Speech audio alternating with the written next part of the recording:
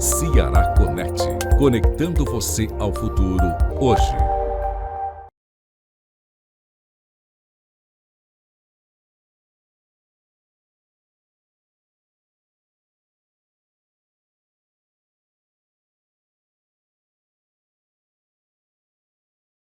E aqui no podcast de prosa, entrevistamos o Heisenberg e o Wellington, que compõem a chapa 3 para a eleição do sindicato. Conversávamos ali fora, antes do início do podcast, e um ponto me chamou a atenção. A questão do piso municipal para os motoristas, tanto da viatura leve quanto da viatura pesada. E eles, que são do nicho, que são da área, vão explicar para você, meu amigo servidor, para você, motorista, tanto de viatura leve, você de ambulância, você de carros de outras secretarias e você motorista do caminhão do lixo, você motorista do ônibus escolar, de caçambas, enfim. Heisenberg, Wellington, como é que vocês estão pensando realmente essa questão do piso municipal para o motorista da viatura leve e da viatura pesada? Já teve alguma sinalização, tanto do Executivo quanto da Procuradoria do município? As atuais lideranças sindicais do município mostraram algum bem-querer no tocante da adoção da ideia? Como é que está funcionando, Heisenberg? Aliás, de antemão, lhe parabenizar, que lá atrás o Heisenberg foi um dos que mais lutou, dos que mais brigou pela questão desse concurso. Deixo, claro, o espaço aberto para você rememorar brevemente a sociedade limoeirense e explicar acerca do centro da pergunta. Fica à vontade. Boa tarde, como você falou aí, a gente vem numa luta já de longo tempo, foram 7 anos, já completou 8 agora, eu já tenho 1 ano como servidor público, e assim que a gente entrou, a gente já iniciou uma nova luta, não abandonando a antiga, mas iniciando uma nova luta, que é a questão da melhoria salarial, porque o motorista de ônibus escolar, no edital do concurso, ele receberia, teoricamente, 8,9% a mais do que o motorista de viatura leve.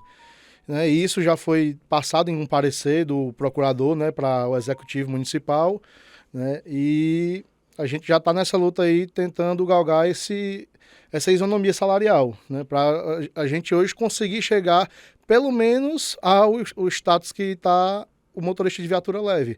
Que o motorista de viatura leve hoje ele ganha R$820 a mais do que o motorista de ônibus escolar, que tem uma categoria na habilitação maior, exige um curso de transporte escolar e tem uma responsabilidade imensa, também não diminuindo a responsabilidade do motorista de viatura leve. Isso. Mas levar centenas de jovens todos os dias para casa e para aula é uma responsabilidade tamanha, eu acho que merece a sua valorização. Falando também, lembrando que o motorista hoje ele tem direito à insalubridade, por conta da questão da vibração, do calor e do ruído. São 3 fatores de insalubridade e isso aí são lutas que a gente está travando, desde quando iniciamos no serviço público. E agora, junto aqui com o João Ricardo, na Chapa 3, nós buscamos não só melhorias para nossas categorias, mas também para as categorias adjacentes e de todo o serviço público municipal.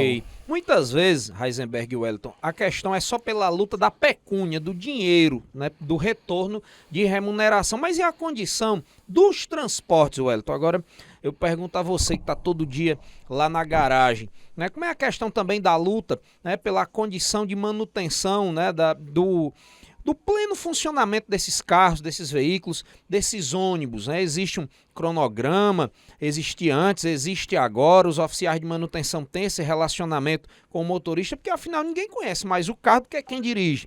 Isso acontece, Wellington, é uma pauta de vocês, batalhar também pela questão de um plano municipal de manutenção das viaturas, tanto leve quanto pesadas. Imagina-se questão também de ambulâncias, O Heisenberg falou da responsabilidade. Imagina o motorista da ambulância que está ali transportando uma pessoa, muitas vezes entre a vida e a morte. Wellington, está à vontade para comentar acerca dessa situação. Manuel, como você fala, desde que a gente já trabalha, em obras, que antigamente eu era um operador de máquina, certo? Aí eu vim assumir essa questão do concurso.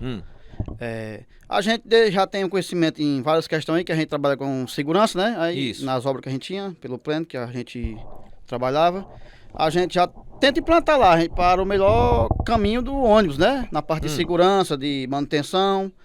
Aí a gente tenta dialogar com a nossa equipe lá, para tentar sempre estar em bom estado o veículo, tanto na Que, parte aliás, mecânica. é até obrigatório, né? O Código de Trânsito até penaliza o próprio condutor caso os itens de segurança como pneus, né, e outros mais não estejam ok, não é isso? Isso, com certeza. A gente sempre tenta estar na melhor condição, né? É o que a gente tenta dialogar com a nossa chefia maior lá da garagem e tenta sempre, quando tem algum problema, a gente tenta corrigir da melhor forma.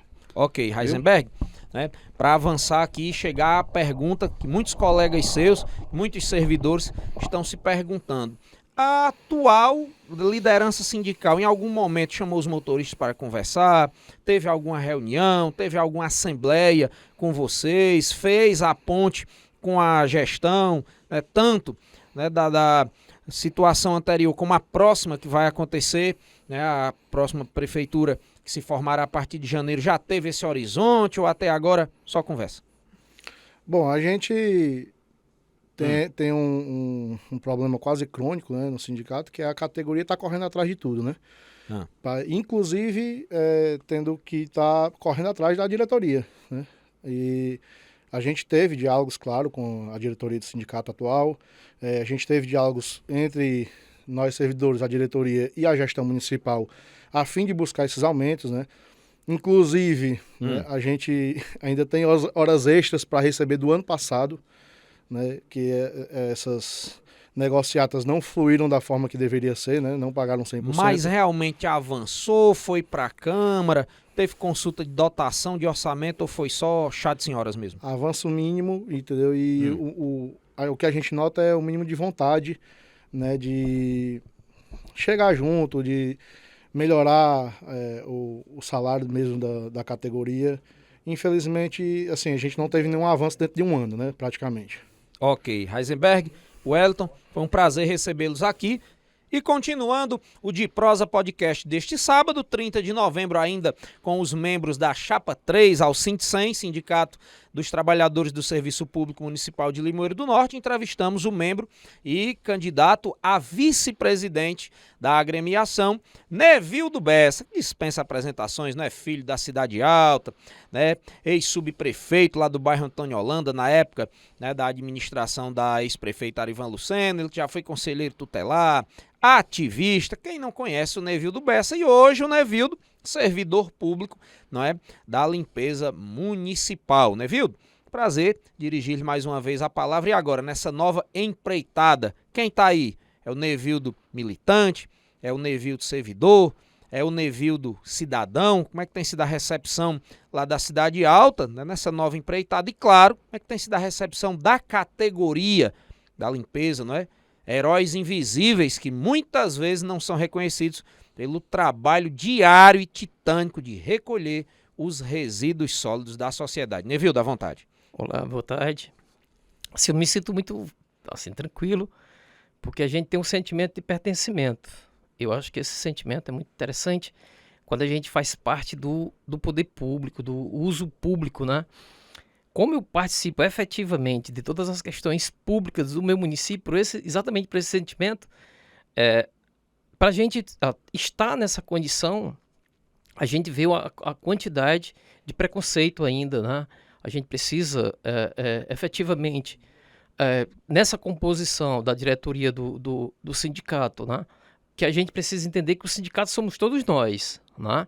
Apenas nós estamos compondo a diretoria para que a gente possa desenvolver um trabalho coletivo para todas as categorias. Mas nessa área de gari, a gente sente o preconceito, a gente sente que... E por eu estar fazendo serviço social... Além de um preconceito, Nevildo, seria uma espécie de quase segregação, o gari, você que está sentindo na pele. O gari é socialmente invisível, Nevildo, ou tem melhorado nos últimos tempos? Sim, é invisível. Infelizmente, a gente tem percebido que poucas pessoas, até as instituições mesmo, eles têm chamado o gari para uma mesa de negociação, para conversar, né? A gente tem provocado, inclusive recentemente nós tivemos uma reunião muito plausível, mas infelizmente ainda temos muita dificuldade de participar. Se a gente não provocar, a gente está fora. Infelizmente, há esse preconceito muito grande. Nevildo, vamos tocar nas feridas que são necessidades da categoria. EPIs, insalubridade, carros compactadores. Como é que está a luta por essas melhorias que são cruciais para vocês, sem as quais realmente, né, não dá para continuar? O alinhamento com os órgãos de meio ambiente do município, em especial, né, a Autarquia Municipal de Meio Ambiente, o IMAB, com o Executivo e com o atual sindicato que aí está. Como é que está esse diálogo aí? Há diversas paralaxes, há diversos pontos de vista, enfim, tem havido avanços? Olha, assim, infelizmente ainda, por ser uma categoria que sofre esse tipo de preconceito, né? Como a Dispersa também? Dispersa também. É verdade, a gente não tem a condição, né, as condições mínimas, né? Nós passamos, o concurso público, o último foi para 36 e só passaram 16 e só compareceram 8. Então a gente tem muitos garis, agentes de limpeza pública, que são temporários. E aí, por ser temporários, a gente sabe que falta aquela condição para ele desenvolver um bom serviço, né, um bom trabalho para a sociedade. Porque a gente precisa entender o seguinte: se a gente presta um bom serviço, se a gente está equiparado com os EPI para desempenhar um bom serviço, quem ganha é a sociedade. E nós fazemos parte da sociedade. Então, assim, a gente trabalha para nós mesmos, né, como sociedade. Então, assim, é preciso que a gente abra essa mesa de discussão, de diálogo, para que a gente possa melhorar a nossa condição de trabalho, para melhorar efetivamente o serviço público para toda a sociedade. Ok. Nevildo, né, para encerrar, e essa aqui não podia ficar de fora. Não dá para o gari trabalhar se a sociedade não colaborar. E aí tem toda aquela questão que a mídia já está saturada de saber. Coleta seletiva, separe seu lixo, lixo úmido, lixo seco. O cidadão de Limoeiro do Norte, né, viu? No seu conhecimento prático de gari que está lá todo dia, tem feito a parte dele? O gari sim, porém a sociedade ainda não. E eu acho que é isso, é preciso a gente usar a força coletiva, né, de sindicato, as secretarias de meio ambiente, de agricultura, enfim, todas as secretarias, educação, saúde, assistência social, que a gente possa imbuir forças nesse sentido, exatamente para a gente, eu acho que algo de cerca de 5% apenas do lixo que poderia ser reciclado, né? Eu acho que é apenas 5% de limoeiro. É uma quantidade muito irrisória, que a gente deveria ser o inverso, né? Ser reciclado aproximadamente 90%. E apenas entre 10%, 12% parece que é uma coisa permitida. Então é uma carnezinha perdida na farofa. Perfeito. Quem separa, quem coloca Isso, lá, perfeito, coleta perfeito. seletiva. E, inclusive, a gente precisa usar todo esse Pode espaço, pontuar. João, para a gente trabalhar a conscientização das pessoas que jogam o lixo, né, material reciclado. E aí esses palitos, que às vezes a gente usa no churrasco, né, a gente coloca lá dentro da sacola. E aí quando a gente vai pegar a sacola, mesmo com as luvas, ele espeta as mãos. Tem muitos companheiros da gente que machuca, tem que parar o serviço para levar para o hospital, infecciona, passa uma semana de atestado. Isso a sociedade pode nos ajudar, porque assim, de certa forma é um pai de família que está tirando a sua condição de trabalho ali, né?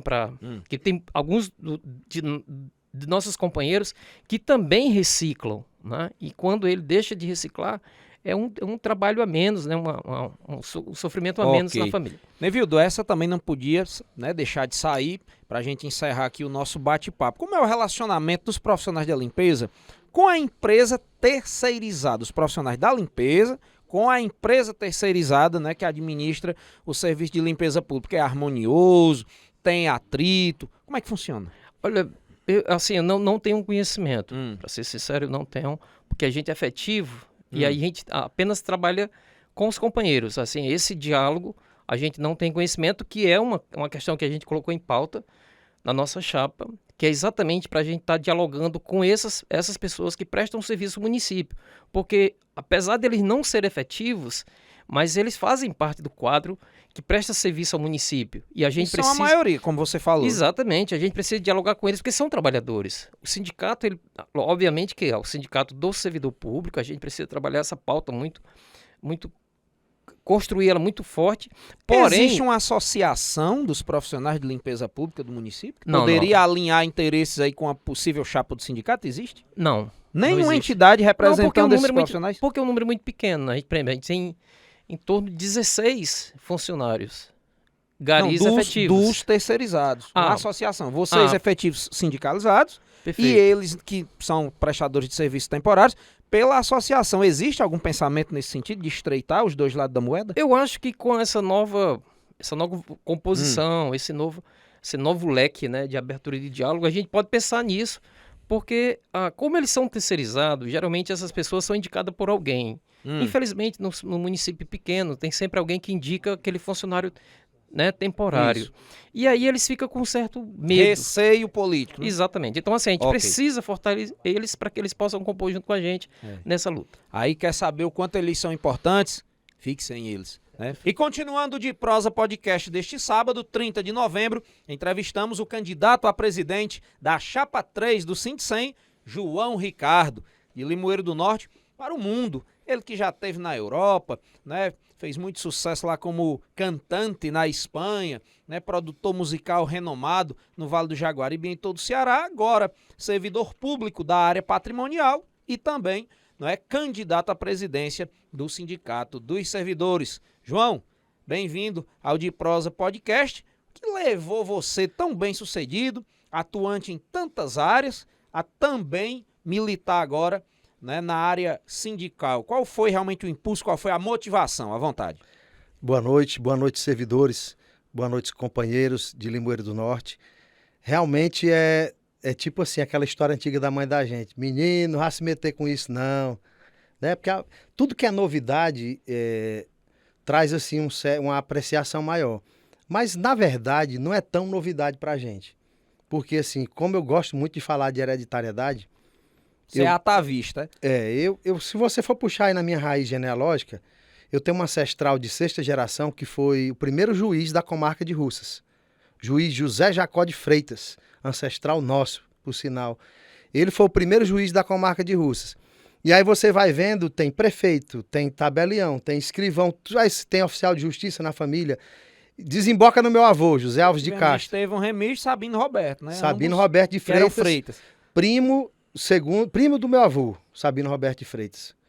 Ou seja, meu avô, José Alves de Castro, ali do São Raimundo, ele foi secretário do Sindicato dos Agricultores de Limoeiro do Norte.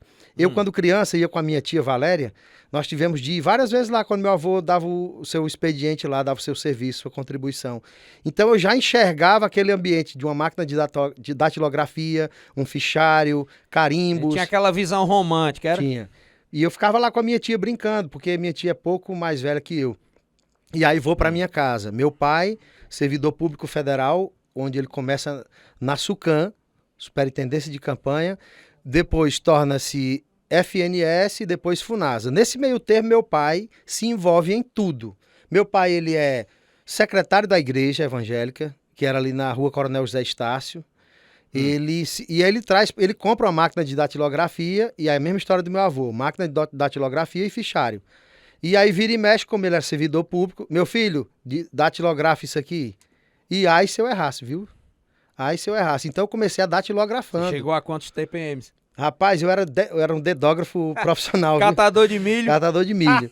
Mas era rápido. E não podia errar não, né, cara? Naquela época não havia DEL. Não havia DEL. A limpeza ali era fatal, perdia o Método documento. Watson, né?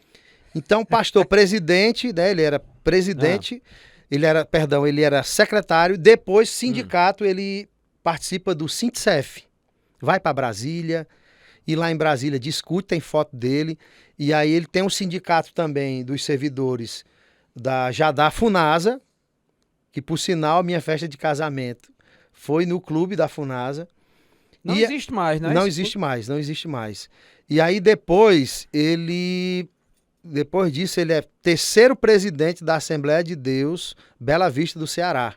Terceiro vice. Ou seja, ele nunca saiu de mesa diretora. Então eu convivo com isso só a vida inteira. Detalhe, foi presidente do Conselho Municipal de Saúde. Foi membro e muito tempo e depois presidente, foi a Brasília, foi a Fortaleza. Então, assim, defendeu interesses quando era o hospital aqui, na Fundação CESP. Enfim, minha vida foi ouvindo histórias de luta sindical e de sindicato. Ok. Agora, depois dessa revisão cronológica, se você é candidato, não está na chapa da presidente atual, que também é candidata, então você não concorda, né, com com que a mesa diretora atual está promovendo, com as atitudes lá que estão sendo tomadas. Por quê, né? E quais? E assim, antes de afirmar, o meu combustível maior foi a minha categoria. Porque eu fui militar 4 anos da base aérea de Fortaleza, ou seja, tive contato com arma há 4 anos. Eu gozei do privilégio de ser treinado por oficiais, né? Tive tiro de fuzil, carabina, pistola, enfim. Eu tenho conhecimento de uso, porque ninguém esquece isso da noite pro dia. Além do tiro, os militares das armas federais, questão de montagem, né, de Isso. manutenção do material bélico, que é um conhecimento bem restrito, que muita gente, até que está em porte, não tem. Né? Exatamente. Eu gosto sempre de fazer esse resgate histórico, para que, por exemplo, a gente no interior, a gente tem muita mania de achar que as pessoas caíram de paraquedas nas coisas. E assim, não é sendo pedante, mas assim, a gente precisa afirmar a nossa identidade para poder valizar aquilo que a gente... Reler a própria história é muitas vezes uma obrigação. Né? Isso, e a gente é muito de uma família de contestar, né? Como eu lhe disse, vem desde juiz até servidor público. E aí a nossa categoria, quando eu fiz o concurso, a gente assumiu agora, né? E é para o cargo de vigia. E aí vigia se assemelha muito a um militar em quartel. Porque se a escala é 12/36, eu vou ficar 12 horas num ambiente público, defendendo, guardando aquele ambiente. Quase assim como eu conversava com o seu candidato a vice-presidente, o Nevildo, né, disse que o Gari tem aquela invisibilidade social. Tinha um radialista do passado, de uma rádio aqui de Limoeiro, que dizia: vigia só tem que ter 2 equipamentos, uma rede e um rádio. Preconceito social também, João, contra a categoria? Eu acredito que faz sentido. Por quê? Porque ele é tão esquecido. Eu escrevi, como eu sou poeta, eu sou músico, né? Não falei essa parte que fui para a Espanha em 2004. Quem falou fui eu. Você falou, toquei numa praia chamada Vera Natura, que ela pertence a uma cidade chamada Vera, da província de Almeria, que é a capital de Andalucia. Para quem quiser dar um Google e pesquisar, só não vou dizer o nome da rua. Mas ela, Avenida del Hornillo, né? Então, assim, para ser mais preciso. E o vigia, ele precisa disso. Por quê? O vigia, nos moldes que aí estão, realmente um rádio e uma rede é o que... Era o kit. Era o kit. Mas aí a gente vê que tudo mudou, né? A educação hoje, ela é um aparelho caro, é um aparelho que tem equipamentos aí, que um custo elevadíssimo. Não é à toa que naquela época da Copa do Mundo, se eu não me engano, o que Dilma gastou para pagar a Copa, a educação paga num ano. Só para você ter ideia, a gente acha que é porque há pouco investimento na educação, não. Não é ainda o esperado. Não é eficiente. Isso. É isso. É muito dinheiro, mas o dinheiro não retorna em resultado. Exatamente, mas que é muito dinheiro, é. E aí a diferença nossa hoje, na minha época não tinha livro, e é uma época aí bem recente. Não tinha praticamente merenda. Não tinha transporte. Não tinha transporte. Não tinha material didático. Não tinha professor. Certo? Não tinha professor. A estrutura física ela era depredada. Então era uma jornada, né? Isso. E aí não vou nem puxar para a época do meu pai, né? Eu fui estudante na década de 90. Acredito que você já deve ter sido antes, né? Na década de 80. Isso. Você pegou aquela tratorada lá do Manual de Apoio do Tasso Gereissati? Peguei. 87? Peguei porque eu já começo a estudar em 83. Ali realmente, na sua opinião, destruiu uma geração ali? Eu acredito que sim, viu? Tasso, ele teve sua importância quando, na verdade, eu acredito que ele se foca muito por ser de família empresária, ser um aristocrata fino. O cara estudou fora, né? Ele também, de tolo, ele não tem nem um andado, o galeguinho do azul. Ele realmente organizou a máquina pública do Ceará. Ele começa ali, ele começa a apertar as polcas, ele começa a dividir opiniões. Por quê? Porque muita gente tinha 2, 3, 4, 5 empregos. Na questão administrativa fiscal não há dúvida, mas na questão da educação, né? Nós vamos já chegar onde você, servidor, onde você que está nos assistindo quer, aqui é só o preâmbulo. Aí essa forma que foi o João Ricardo, a década perdida, década de 80... Lauro Rebouças, aquela panela de pressão. 94. Fizemos parte do Grêmio, viu? Grêmio Estudantil. Eu vou já chegar aí. Aí qual foi essa influência para construir no João Ricardo essa sensação de inconformismo, esse fervilhamento de realmente de fazer questão de participar? Rapaz, vou ser sincero, salário e condições de trabalho. Esse foi o meu foco principal, porque eu pensei o seguinte, fazer outro concurso, você não faz outro concurso imediato. E eu vi algo do Sargento Portugal, que na verdade é o líder da nossa PL em Brasília, um PL que essa semana entrou na CCJ para ter o Estatuto Nacional das Guardas Patrimoniais. É o PL 502/2024. Aí vamos lá. É por isso que tem muito prefeito interessado em regulamentar isso rapidamente. Vai ter recurso do Sistema Nacional de Segurança Pública, é isso? Eu acredito. O pulo do gato é aí? Eu acredito que sim, porque você apresenta um plano de segurança pública e o vigia, pasmem, não faz parte da segurança pública. Se você der um Google e for procurar, o vigia ele não é um elemento da segurança Ele pública. é um pastorador de colégio, E entre aspas, é um pastorador de prédio público. E é algo assim muito contraditório, porque ele trabalha na segurança pública, mas não é enxergado como segurança pública. Ou seja, ele está 12 horas guardando ali o equipamento. Tire um vigia de um prédio. Ele está de fato, mas não está de direito. Não está é isso? direito. Tire um vigia do prédio para ver se sobra uma impressora, se sobra equipamento. As próprias merendas, né? Isso. A nossa querida comunidade de São Raimundo, quantas vezes não roubavam a merenda da escolinha Estefânia Pinheiro, só chegava a notícia no outro dia, hoje não tem merenda porque roubaram Você a tocou merenda. num assunto interessante que se você visitar uma escola hoje, um freezer daquele custa muito caro. E eu digo, é o que está dentro, né? Porque uma escola de tempo integral, você já imaginou você permitir que alguém furte um freezer daquele, uma proteína que é algo caro? Como é que você vai ter aula sem a merenda dos meninos? Então, assim, eu comecei a enxergar o vigia como um cara diferente. E eu digo, rapaz, nós vamos ser guarda. Aí a turma, ser guarda, eu digo, é porque eu entrei em contato. E aí a gente começa também inquieto, né, por causa dessa origem familiar. E aí eu comecei a pesquisar Eusébio, Horizonte, Aquiraz, Pacajus, Pindoretama, essa turma toda já é guarda patrimonial. E eu digo, o que é que eu faço para ser em Limoeiro? E aí a gente começa a se conectar com alguns parlamentares que também sonham, porque a gente também, eu sou muito positivo em dizer que a gente também não pode só jogar pedra no legislativo. A gente tem que sentar e conversar, é por isso que vem a história do sindicato. Senta, conversa, discute, cria ideias. E aí eu comecei a visitar todos os parlamentares. Trabalhei 3 anos como assessor parlamentar na Câmara, e aí foi uma experiência maluca. E aí vem a história também do sindicato, nasce também daí, do debate, né? Você está ali no meio do fogo cruzado, no bom sentido. E eu tenho uma boa amizade com todos os vereadores, todos. E aí os caras disseram, João, isso aí faz sentido. Vai pra cima, manda pra prefeita que se vier pra cá a gente aprova. Aí vamos lá. Então quer dizer que o salto quantitativo e qualitativo que aconteceu lá atrás com o Sutran, quem é de Limoeiro sabe que o Sutran já teve, né, dias difíceis. Verdade. Hoje, né, tá bem equipado, hoje tá, né, numa situação bem melhor. A Guarda Municipal também, né, no passado também nasceu de um embrião, teve as suas dificuldades, hoje também conta com bons equipamentos e boas condições. Então o que aconteceu lá no passado, João, com a Sutran e com a Guarda Civil Municipal, é o que vai acontecer com vocês no futuro não muito distante aí, se os planetas políticos se alinharem lá em Brasília? Com certeza, sim. O Sutran, ele tá de parabéns, porque hoje é uma categoria respeitada. E a gente sabe quando é que a gente reclama do Sutran? Quando eles não estão. Tipo assim, eu acredito que tem que ter mais. Porque, assim, a gente mudou, Limoeiro é uma população que tem muito veículo, assim. O Sutran, ele tá num nível de capital. E Brasília fez a sua parte, né? Hoje o agente de trânsito e o guarda municipal, eles são profissões regulamentadas, né? Tem lá a previsão, salvo engano, constitucional. E a polícia patrimonial, como é que vai ser? Pronto, finalizando da Guarda Municipal, há um consenso no Supremo que deve existir, de fato, o SUS da segurança pública, que na verdade... O sistema integrado. O sistema integrado. E já é consenso também, eu vi o presidente dizendo que quer unir todos os governadores e os municípios para que a segurança pública seja municipalizada. Tudo não é por camada, então por que que o município Espanha? Eu era abordado, às vezes, pela polícia local, guardia local, que é a polícia local.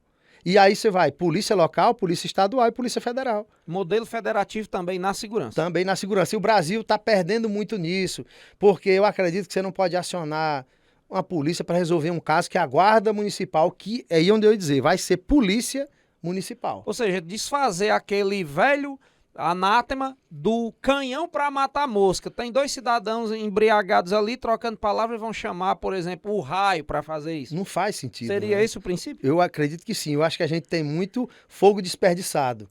Você tem um profissional treinado para uma área, você tem um profissional de elite, aí você mandar para ir resolver um problema de casal. Separar a briga de lavadeira. Não faz sentido. E o equipamento é caro, né? Aquele carro é caro. Tudo que aquele policial de elite usa custa para o Estado. E o gargalo do Estado não é a máquina.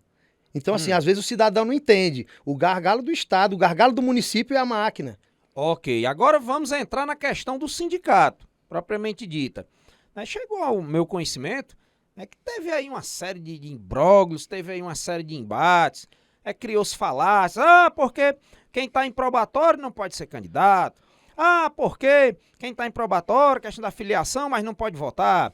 E teve aí diversas ocasiões, inclusive eu entrevistei a atual presidente candidata, e ela falou na entrevista lá no dia, que teve aí uns atritos. Aí, João, procede a sua opinião. Teve votação à distância, teve contagem de voto aberto, teve matéria que foi votada 4 vezes, batido de martelo. Como é que foi isso? O início aí dessa candidatura que está bem acirrado na cidade. Não, teve gente que chegou para mim e disse assim, João, você não vai colocar para frente não, que você sempre contesta. Eu digo, rapaz, meu primeiro passo é o diálogo. E assim, a gente quando se aliou com o Nevildo, no bom sentido, se aliançou, né? É uma palavra até mais bonita, é uma aliança. Nevildo é uma pessoa maravilhosa, um cara de luta. E assim, quando a gente tá conversando, eu sinto que há muita harmonia entre a gente. E isso é muito bom pro servidor. Porque assim, eu não tô candidato para defender vigia e guarda patrimonial, não. É porque dentro da escola a gente começa a enxergar um monte de coisa. Minha esposa é professora, foi professora contratada, hoje é merendeira concursada, certo? E a gente começa a dialogar e a gente vê que eu por essa fala, por esse ímpeto, por essa vontade de articular, às vezes a pessoa acha, esse cara tá querendo se achar, porque na verdade... Tá querendo se promover. Se promover não é, gente. O meu objetivo, como eu te falei, é salário e condição de trabalho. Nevildo quer salário e condição de trabalho. Rasenberg quer salário e condição de trabalho. O Hélito quer salário e condição de trabalho. A Márcia quer salário e condição de trabalho. O Jimmy quer condição de trabalho e quer que o salário dele seja assegurado. Enfim, houve uma harmonia nisso aí, num consenso. E a gente começa a visitar as escolas e a gente começa a ver as pessoas dizendo, olha, eu precisava ganhar melhor, porque aqui o meu triste salário, que é o caso da auxiliar de serviços gerais e merendeira, que até nós adotamos elas, assim, respeitando todas as categorias. Eu acho que a gente precisa ser sincero e elencar por níveis a nossa intervenção, porque a gente vai agir, na verdade, como uma equipe médica. E assim, não é sendo pedante, não. A nossa ideia é agir como equipe médica. A gente vai analisar as prioridades. Faz a triagem aí, Nevildo e Rasenberg. Vamos sentar e ver quem é que precisa mais. Eu penso nisso aí, sabe? A gente gosta da democracia, a gente gosta dessa parte social. Eu gosto do social. Mas vamos lá. Você ficou satisfeito com o resultado da escolha da comissão eleitoral? Mesmo seu irmão, membro da chapa, tendo sido vetado lá, qual é a sua interpretação? Teve interferência da presidente ou não teve, na sua opinião? Teve, porque, e assim, eu vou ser bem direto, teve porque, assim, eu acredito, assim, Manuel, que o sindicato, ao longo dos tempos, ele não foi projetado para ter 2, 3 chapas concorrendo. Hein? Assim, eu sou bem honesto, porque a gente percebe pelo próprio estatuto que ele está muito vago em muitas coisas. Corrigindo, meu irmão não fazia parte da chapa, ele era só meu irmão, ou seja, por direito ele é servidor, ele não está no município por mérito de João Ricardo, ele fez o concurso, por sinal a nota dele é melhor que a minha. Quer dizer, ele está no município por mérito próprio. Ele, como contribuinte, cidadão, trabalhador, um menino de ouro, ele ergueu a mão para participar da comissão e isso foi atacado. Aí vamos explicar. Ele queria fazer parte da comissão eleitoral para garantir a lisura, né? E alegaram suspeição, nepotismo, foi isso? Foi, que não cabe, né? Porque ele tá lá, o sindicato não é eletivo, o sindicato não é por favor. Ele contribui, ele é cidadão, ele é servidor, passou por concurso. Quer dizer, ele estava no direito dele. Não, aí vamos lá.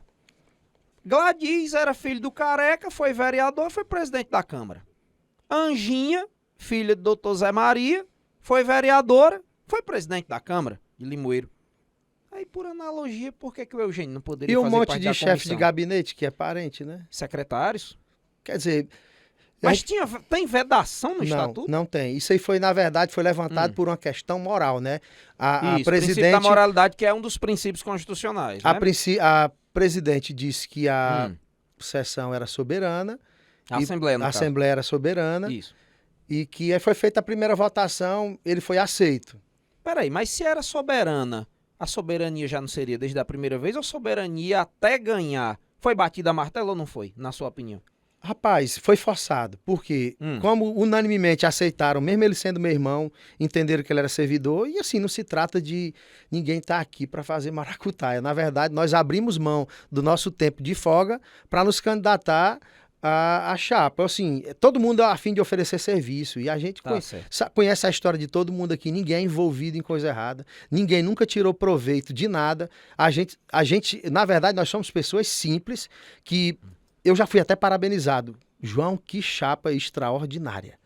Eu nunca vi uma chapa tão eclética. Como é que um vigia, um gari, já dividem a presidência? Quer dizer, não faz sentido. Mas a gente resolveu manter a calma, porque a gente acaba que para defender o que é seu, que é o seu direito, quando você se impõe para alguns, e assim, alguns se desequilibram e apelam assim para o popular. Enfim, teve voto pela internet.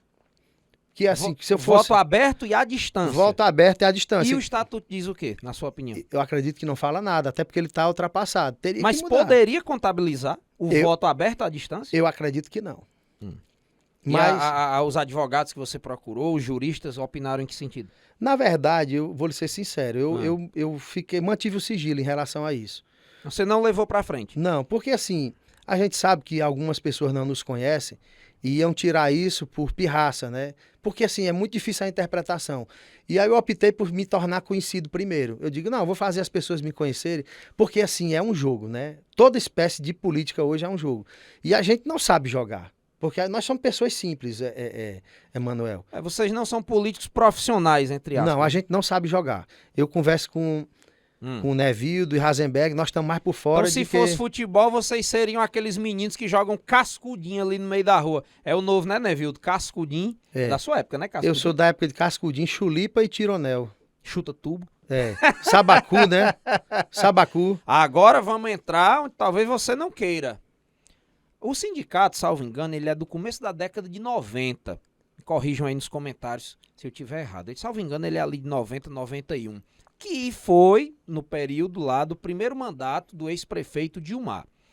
E aí muita gente fala o que quer, né? Tem os jargões de Limoeiro e um deles é de que o Sindicato é o sindicato dos professores.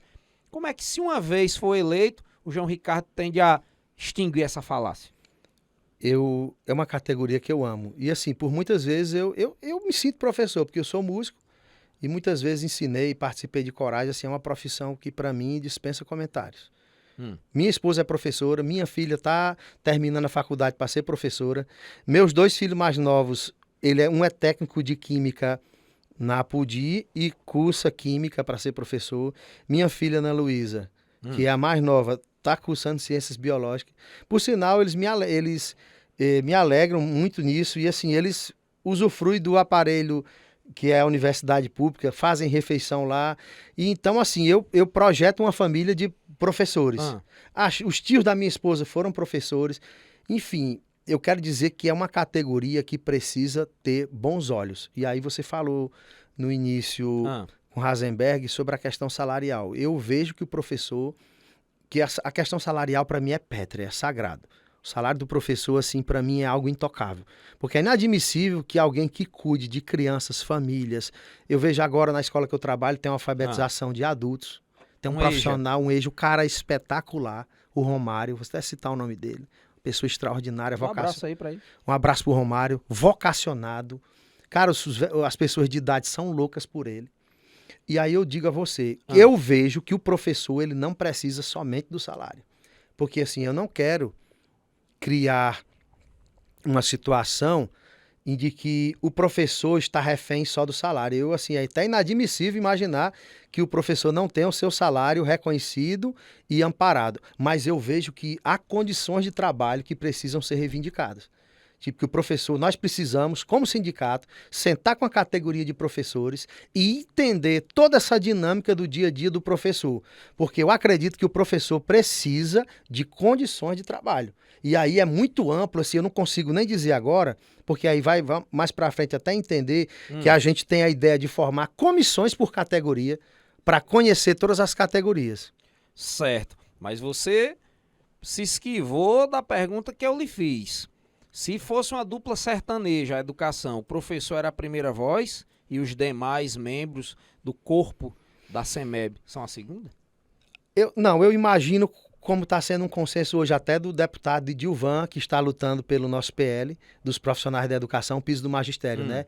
O entendimento dele é extraordinário, ele entende a educação como um todo. O cara tem propriedade, né? Foi secretário do Ceará, né, de educação, criou esse desenho hoje, né, lá atrás, há 12 anos atrás, né, o Edilvan foi o grande arquiteto. Edilvan foi o Lourenço Filho do Ceará do século XXI. E aí eu tenho o mesmo consenso dele. Eu quero aprender mais com ele, porque isso aí foi extraordinário. Quando ele entende a educação num todo. Tipo, se você chegar numa escola e não tiver limpa nem merenda, não tem aula. Então a gente precisa entender tudo. Se não tiver o secretário para fazer os lançamentos das notas. Perfeito, né? perfeito. Se porventura o coordenador não tiver, como é que os professores vão cuidar da garotada? Então, assim, a gente está pensando na educação como um todo, não somente o professor. A gente quer, por isso que é uma comissão grande, a gente imagina ter comissões, para quê? Para ser bem representada e a gente conseguir atuar no mínimo. E unir força com todas as categorias também que envolvam a educação. Então, assim, não é, o sindicato é só do vigia. Nem pensar. Quando o vigia, a primeira coisa que eu imaginei foi merendeira, auxiliar de serviços gerais, aí gari, pessoal do administrativo. Como é que tá? Quais são as necessidades do pessoal do administrativo? Será que não era interessante ter uma comissão de todo o administrativo do município? Aí você ter aí tipo um membro, um presidente, um relator, reúne essa comissão escolhida por eles e vamos entender as demandas. Pessoal que trabalha na CEINFRA, certo? Pessoal que trabalha no abatedouro, como é que estão eles lá? Então, eu preciso, como presidente e como vice e como mesa diretora, compreender essas demandas. Que tanto o amigo Hasenberg falou algo muito interessante. Será possível que só o servidor tem que ir atrás? Eu não posso dar essa minha parcela de contribuição, João, não? Muitas vezes o servidor não se filiar ao sindicato, porque diz, eu vou pagar 1, 2, 3%, quanto é hoje? O desconto do sindical, 1% do bruto, é? Vamos lá. Eu vou pagar 1% do meu suado salário para o sindicato e não vem nada de lá para cá, só o professor que está em plano de cargo, só a Sutran, a Guarda Municipal que consegue alguma coisa, a minha categoria não consegue nada. Como seria, no ponto de vista do João Ricardo, uma vez eleito presidente, como o sindicato poderia fazer alguma coisa de fato pelo servidor, uma caixa de assistência, um fundão ali para o professor, o servidor, né, precisa ali de uma coisa urgente, né, de uma ajuda, não tem muitas vezes quem dê, tem que procurar um político. Como é que o sindicato podia agir nesse sentido igual, Nevildo, né, no sentido dos primeiros sindicatos, né, do Sindicato de Solidariedade, Sindicato dos Ferroviários, né, que realmente chegava junto ali, né, um exame, um remédio. Como é que o sindicato podia fazer isso sistematizado? E aí a gente já começa dessa ideia. Vamos fazer comissões de todos os setores, ouvir todo mundo e elaborar um caixa. Você falou aí, tem um modelo dos advogados, né? Isso, a CAAS. A CAAS tem esse modelo de caixa. Eu conversei com uma advogada amiga minha e ela me explicou, disse que é fantástico. Porque é o seguinte, vamos ser sinceros, a gente sabe que o serviço odontológico é essencial, mas o município disponibiliza muito bem. E com grandes profissionais. Com grandes profissionais. 0800. E assim, tem obtido êxito, às vezes zero fila. Quer dizer, eu não quero conflitar com isso. Eu também não vou prometer nada aqui só no arfã de sair eleito. Mas eu imagino que a gente pode contribuir de certa forma. Exames de imagem são muito caros. Exames bioquímicos caríssimos. Então, se você tem aquele caixa em consenso com as comissões, e aí você pode ir elencando por necessidade. A minha ideia é essa, é eleger as prioridades por necessidade. Certo, então quer dizer que o João Ricardo está lançando uma espécie, sei lá, de CACEP, Caixa de Assistência do Servidor Público, como proposta, é isso? Exatamente. Porque é o seguinte, aí a gente vai para outra questão também, até polêmica, eu vou falar rápido, eu acredito que em outro podcast a gente consiga ser mais claro. Eu vou perguntar as outras chapas também.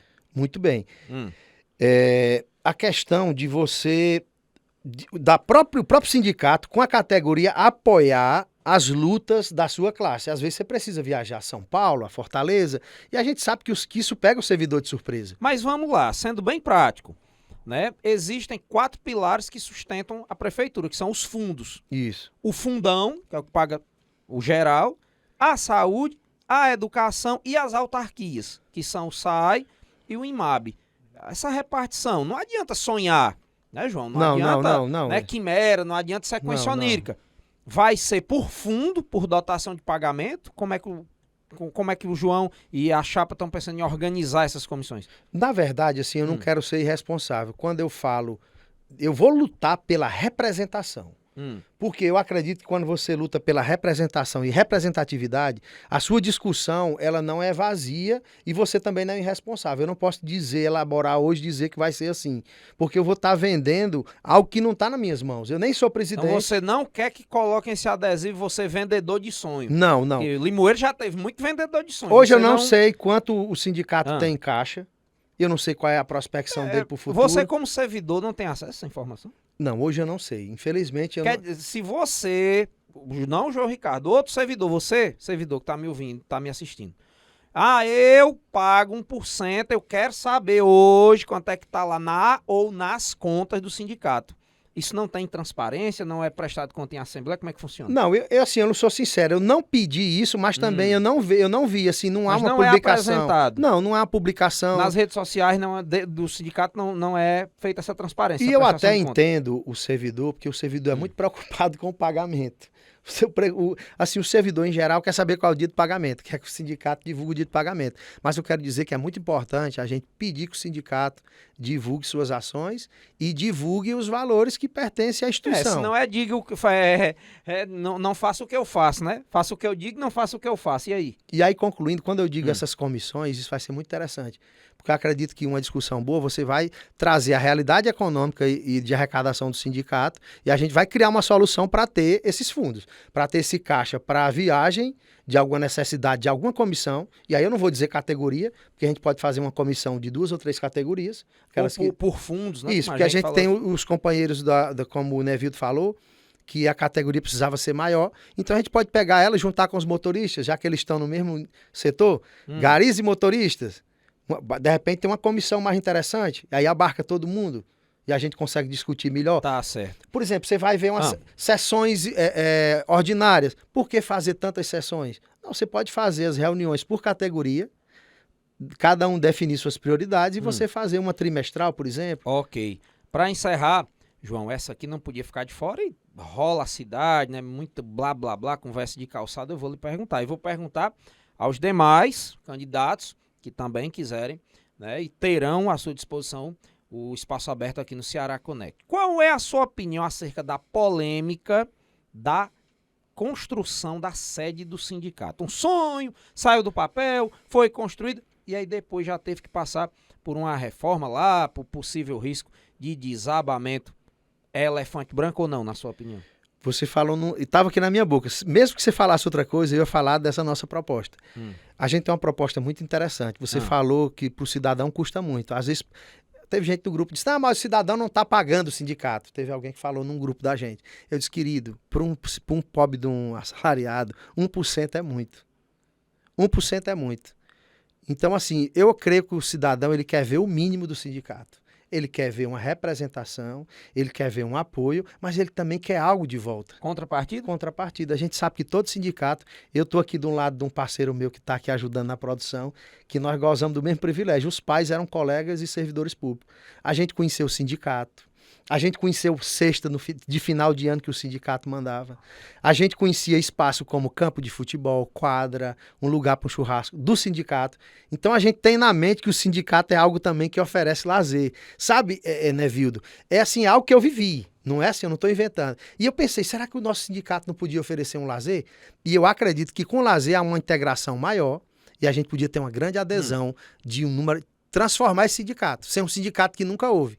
Não por sermos nós, mas é porque a realidade de hoje pede isso. Vamos entender que o que foi feito daqui para trás foi suficiente, certo? Até nessas questões estruturais, mas eu imagino como prioridade no nosso governo um auditório. Porque eu acho que o auditório é o básico da Assembleia. Você tem que abarcar, você tem que receber os sindicalizados e a partir dali discutindo, você distribuir as prioridades do sindicato. Quando, na verdade, eu me projeto para ter apenas salas para a nossa mesa diretora, eu acho assim que até um tanto mesquinho. Porque assim, mas aí as pessoas não vêm para a sessão, são poucos que vêm, mas eu acho que pode ser uma grande sacada, porque a minha vontade é ter adesões. Eu também já tenho outras pretensões. Eu não quero que fique no número que está. né, vida? Assim, já é uma mente já na frente. Eu quero ter adesão. Então, se eu quero ter adesão, eu preciso apresentar um auditório decente, eu preciso apresentar um lugar de lazer, certo? Para poder ser atrativo. Que aí muitos vão dizer, ei, cara, não sou efetivo. Queria tanto participar do seu sindicato, né, vida? Eu vejo que você vai assistir o jogo do Ceará lá, cara. Toma uma gelada, bate um racha. Cara, eu acho que isso é extraordinário para a realidade que a gente vive hoje. Tá certo. Para encerrar, a última aqui do nosso podcast de prosa, essa não podia ficar de fora. Tem aí uma boataria, uma conversa de que teve passada de pano, teve tapetão em assembleia, que anistiou ex-presidente do sindicato no tocante à questão lá da construção da sede. O João Ricardo, uma vez eleito, vai exumar cadáver ou quem morreu vai descansar em paz? Assim, meu irmão Eugênio, eu falo muito nele, Juscelino está conosco também na chapa. É um cara muito técnico, muito responsável. Mas eu falo de Eugênio porque, por sermos músicos, a gente tem essa conexão do dia a dia, né? Eu que, na verdade, empurrei ele na música, né? Meio que apertava, e hoje o cara é um músico extraordinário. A gente tem muita afinidade. Foi maestro da banda de música. Foi maestro de José Robles? Foi daqui, de Iracema e de Jaguaribara. Pronto, tem know-how. Tem know-how. A gente conversando e a gente é assim, você nos apresenta algo, a gente não sabe de nada. Mas nos dê um tempo só para conhecer. Nos dê um tempo para conhecer. Pra pegar o algoritmo. Né? O cara chega para você e te entrega um Macintosh. Você é acostumado com o Microsoft. Mas nós somos atrevidos. E esse rapaz que está aqui também na técnica não fica diferente. Nos dê um tempo. Pode nos dar qualquer posição, eu acredito, assim, sem... Isso é um negócio meio de família e você sabe, que a gente tudo mete a mão e se aventura mesmo. Para alguns isso é coisa de maluco. Nos dê um tempo. Eugênio disse, um cara trouxe um teclado aqui nos anos 2000 para dar manutenção, ninguém nunca tinha visto. Aí o cara disse, não, eu tenho coragem de deixar... Você tem coragem? Nos deixa aí uns 15 dias. Aí fomos pesquisar, anotar... O cara nos vendeu uma sanfona, bem ligeirinho. Aí levamos para tabuleiro pro cara dar manutenção. O cara disse, cara, não mexa na baixaria, não.